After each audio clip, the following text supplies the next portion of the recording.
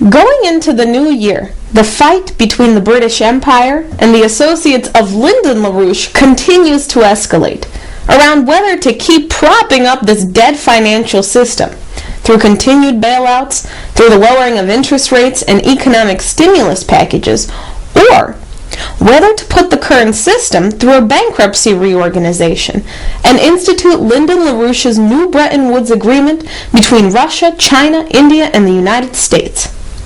Now in Italy, this fight has reached a breaking point within the past weeks following LaRouche's intervention into the European Parliament in Strasbourg, France, where Mr. LaRouche highlighted the absolute insanity of the recent push by the central banks all over the United States and Europe in lowering interest rates and paving the way for hyperinflation, and the importance of adopting his policy of a bankruptcy reorganization and the creation of a fixed exchange rate international credit system. Now immediately, coverage of LaRouche's intervention was broadcast and was picked up by media sources all over Italy and all over Europe, with Mr. LaRouche giving follow-up interviews to 2 national news programs in Italy. The next day, at the ECOFIN summit in Paris on December 18th, which was keynoted by the head of the Bank of Italy and the head of the Financial Stability Forum, Mario Draghi, Italian economics minister Giulio Tremonti came out, echoing LaRouche and attacking the FSF for promoting and further aggravating the financial crisis.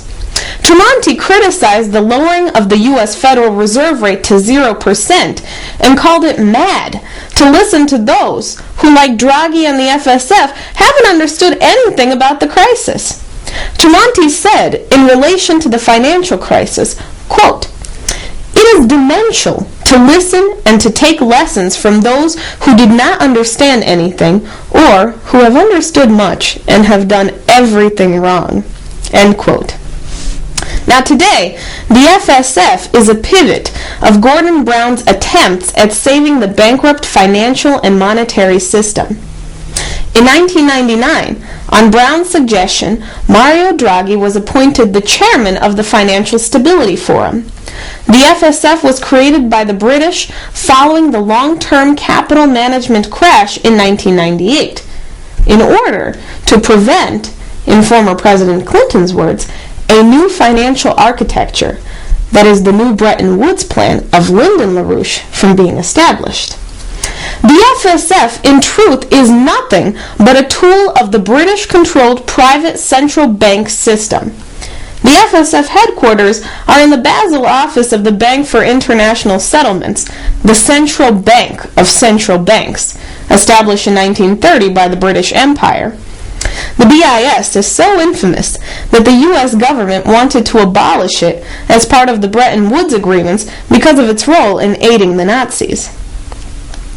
Now, Tremonti's attack has since polarized the entire Italian political world, and now the British have fired back, this time using geopolitical games to get rid of Tremonti.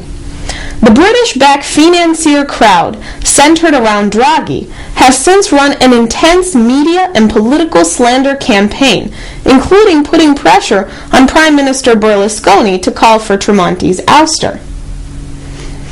Now, Mario Draghi is the leader of the Italian crowd better known to us as the Britannia faction, a crowd of bankers, economists, and politicians working to promote the financial and political policies of the British Empire within Europe. In 1994, with Draghi appointed chairman of the Privatizations Committee, this British faction pushed to privatize and to deregulate all of Italy's industrial production and infrastructure systems, placing Italy under the whims of the free market. But Italy was not the only target. The goal was to break the sovereignty of all of Europe. Now, to accomplish this crowd met in June of 1992 on Queen Elizabeth's royal yacht, the HMS Britannia, off the coast of Italy, and held a secretive meeting accompanied by top London and European central bankers, by currency speculators such as our dear friend George Soros, by the anti-state group within the Italian government, and the Italian leadership of the state-owned industries, plotting to destroy the European monetary system and to secure the privatization of Italy's public industries and wealth.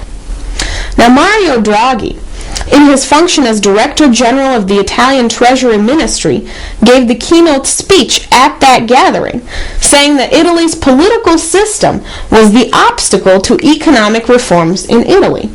Following this meeting, George Soros and his collaborators ran a massive currency speculation against the Italian lira, against the British pound, the French franc, and the other European currencies, eventually forcing a 30% devaluation in the lira, which not only destroyed the currency, but forced it to go off the EMS, bringing down the entire European monetary system and paving the way for the euro. Similarly, Antonio Di Pietro, in collaboration with Transparency International, ran Operation Clean Hands against the Italian government, using the pretext of corruption and the investigation of corporate bribes to politicians to destroy the entire Italian political system.